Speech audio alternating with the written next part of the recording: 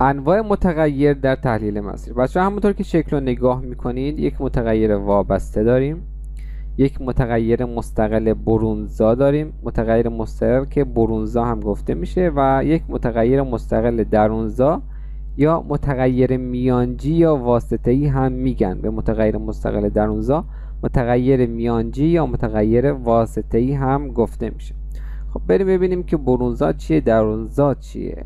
متغیرها در تحلیل مسیر بچه ها به دو قسمت اصلی وابسته و مستقل تقسیم میشن. متغیر وابسته که متغیر وابسته نهایی داریم و میانی. نهایی که این شکل هستش، توی این مربع هستش، میانی هم این شکل مربع وسط. متغیر وابسته نهایی بچه ها متغیری هستش که همه متغیرهای مستقل بر اون تأثیر میگذارند.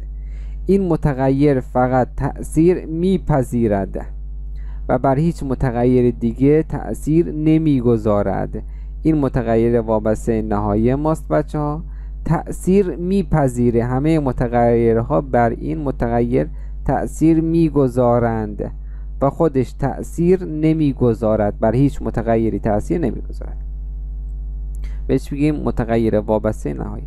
حالا متغیر وابسته میانی یا متغیر درونزاد یعنی چی؟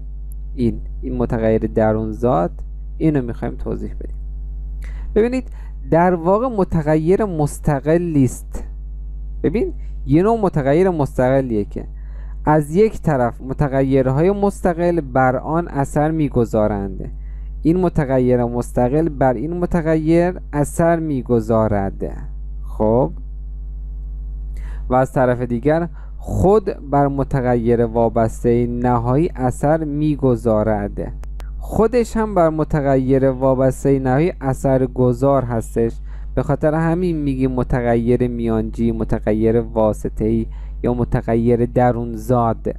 متغیر برونزاد یا متغیر مستقل چیه؟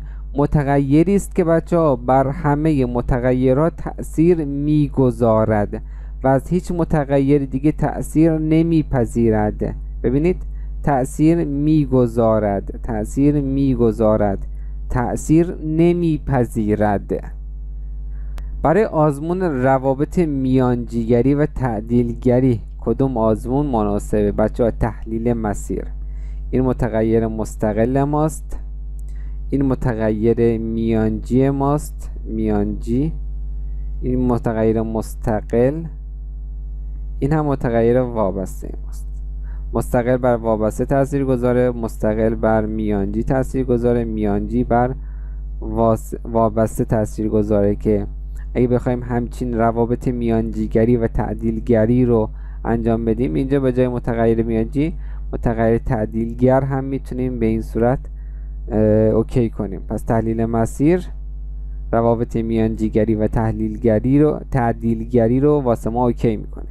مزیت و هدف اصلی روش تحلیل مسیر چیه بچه‌ها؟ بررسی آثار واسطه‌ای، همون متغیرهای میانجی یا واسطه‌ای یا تعدیلگر رو واسه ما تأثیراتش رو میسنجه که چطوری بر متغیر مستقل و وابسته تأثیر گذار هستش.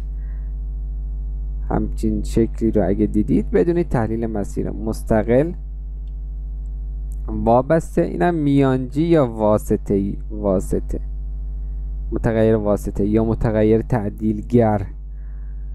البته شکلش به این صورت خواهد بود. در یک تحقیق می‌خواهیم متغیر C را از روش‌های دو تا متغیر A و B با میانجیگری متغیر D پیش بینی کنیم. یعنی اینکه بچه‌ها اینجا A داریم، اینجا B داریم و C داریم و متغیر میانجیگری D هم به این صورته.